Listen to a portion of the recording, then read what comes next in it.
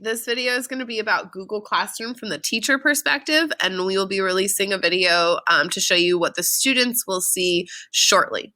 So the first thing to get to Google Classroom, you just hit the waffle button or the nine dots, and then you'll scroll down. It should be in the apps kind of at the top, in that top section.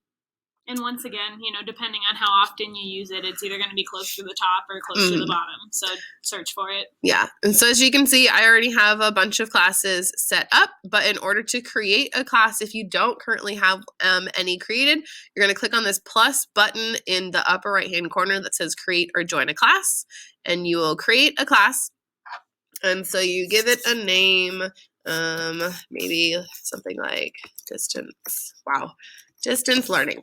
And then you can fill out sections. So for example, I have my English classes, and then the section is what hour it is, and then the subject is English, and then my room number. So you create it. It takes its sweet time. Yep. Insert Jeopardy theme. All right. So this is what you'll see. It's easily customizable. You can, pick a theme. They have pictures uploaded. You can do all that. You can upload your own pictures. You can have some fun with that. But the essentials. So let's see. To add students, you will have a code that you can give them. You can invite them by email. That's going to take a while. To see the class code, it's right here. So I clicked to get here. I clicked on the settings button. And then down past it is in the general section. So this would be the class code. You can choose to display it. So if you, I guess if you were doing a screencast like this, you could display it in the screencast, but you can also, you can copy it and send it in an email. You can reset it if it's something wacky. You also want to make sure that when you're setting this up, you adjust the settings. You can allow students to post and comment depending on what you want them to be able to do or how you want them to interact. You can have them only be able to comment, or you can set it so that just you as the teacher can post and comment. Classwork on the stream, you can allow notifications, attachments, and details, or you can just hide them. Let's see, grading calculation. This, I guess if you're posting things with grades, I don't really use it, so I'm not really sure what it's going to look like. But that's something you can play around with if it's something you're interested in working with. So all of your students, once they're added, will be listed here, and you will see a place where you can invite guardians, and I can show you that on a class that I already have set up. But so this will be also the code is right here. Right. So at the top of the page. So this is where you'll post your announcements, and you can, if you have more than one class, you can share the announcement to any or all of the classes. You can send it to particular students. You can add in links from your drive. You can add files, websites, YouTube videos. That'd be a good place to post any of the tutorials, the student view. If you're trying to help students with logging in on things, you can directly post the links from our YouTube. Mm-hmm. That would work too. Mm-hmm. And so this is just going to be announcements. There's a separate tab up at the top for classwork. So it gives you the option. You can create an assignment, you can create a quiz, a question, post material, or if you have other classes, you can reuse your posts. So when you click on make an assignment, it allows you to title it and to give directions. And then you can also add, I like to make Google Docs with directions sometimes, and so the students would be able to access that when I add it. You can set a point value, or you can make it ungraded. You can set a due date and then a time if you want. And what I like about this is that it tells you when a student is missing something, or if it's turned in late, it'll give you a timestamp in their assignment when it gets turned in. And this is pretty important. You might want to consider labeling each of your assignments or different types of assignments by giving it a topic.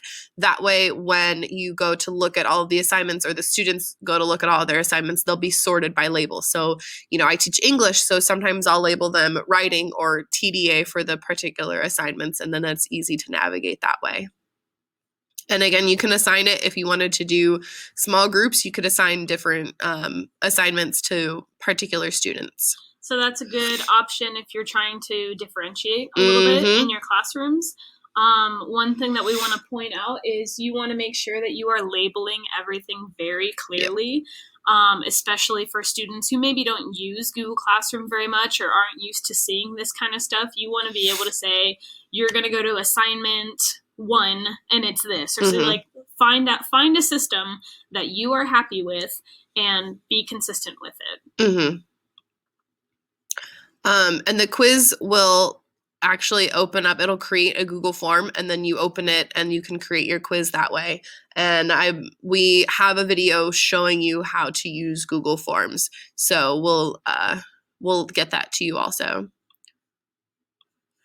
All right, so basically, yes, depending on what you want to assign your students, that's all going to be here. But we recommend, especially if Google Classroom is not something you're familiar with, and given our situation, the easiest thing you might do is to simply share announcements with your class or create an assignment. And the directions would be to upload a picture of the work that they're doing, or to comment, or to simply answer a question. Right, so an option for using Google Classroom. So I personally don't do any of the quizzes or grading assignments or anything like that. My Google Classroom is used for announcing all of my assignments. So I will post a link to a Google form I want them to fill out and say your assignment is to reflect on whatever we did and fill out the Google form, and that is the assignment. So if you are trying to come up with a way to communicate with parents and an organized way to distribute assignments easily, Google Classroom, it can work kind of like a social media feed where you just post daily what you want the students to do. Yep. And so let me real quick show you a stream. So this is my 7th grade stream, and this is what they see when they first log in. So it's mostly just announcements that I've posted with some information. So they are not required at this point to add anything. It's just what I'm telling them, like things are due on a certain day. They'll see that I posted an assignment, and then if they click on it, they'll actually go to the assignment, and then this is similar to what they'll see. And again, we'll show you the student side in a moment, but you see there's the title, the directions, any links that I shared, they are allowed to comment. Also, if they abuse their commenting privileges, you are able to mute students individually. You can always edit an assignment after it's posted. You can add a due date, same thing as when you set it up. And then when you do give an assignment, this is what it'll look like before it's due. So you can see what students it's been assigned to.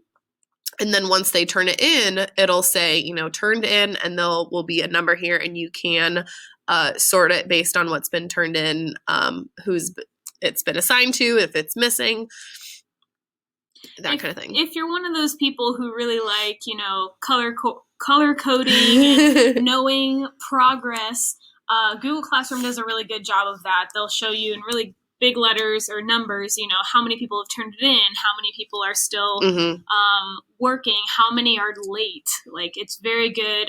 So if you're visually appealing, or if that's visually appealing to you, then maybe you would like Google Classroom. And so this is the classwork when you've made up the assignments. I've created a topic, but as you can see, I have not labeled anything with that topic, but that's what it would look like when you do create those labels. Again, keeps it organized and, in a sense, kind of color-coded. And then this is the students. So here's, once you have students in your class, you're able to invite their guardians.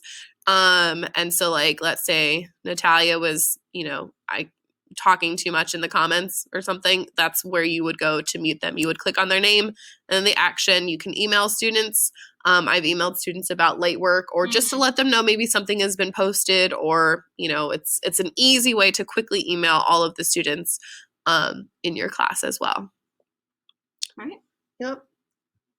I Oh, think... scheduling posts. Oh, one more. Sorry. There's a way, if you create an assignment and you don't want it posted immediately, or an announcement, you could say, like, maybe I want this to show up when we're finally out of school for the summer. So you go down here where it says post, and it gives you the option to save it as a draft or to schedule it. And then you can pick the day that you're going to post it and a time, and then you can schedule that. And then you don't have to worry about it. It'll post on the day that you have it scheduled to go. I really like this feature. I know I've used it before if I'm going, if I'm going to be away for a conference or something like that, and I have assignments that I want them to do, I'll schedule it so everything gets posted on time when I'm gone. Mm-hmm. But, I don't have to worry about it in real time. So during all of this distance learning, if you kind of have your assignments and your schedule all figured out and you want to get the busy work done, that is a great option, because you can create all of your assignments, you can create your videos and, whatever it is that you're going to do, and then schedule it for what days you want to post them. So, mm-hmm. And yeah, so currently I have one saved announcement and then one saved assignment that will be, or scheduled announcement and one scheduled post. And when you do have assignments with due dates, that'll show up here. Like, you can see what assignments are going to be due, and the students should be able to see that as well. I think that's all we have for Google Classroom. Once again, we're always available if you have any questions. So good luck exploring. See you in the next session.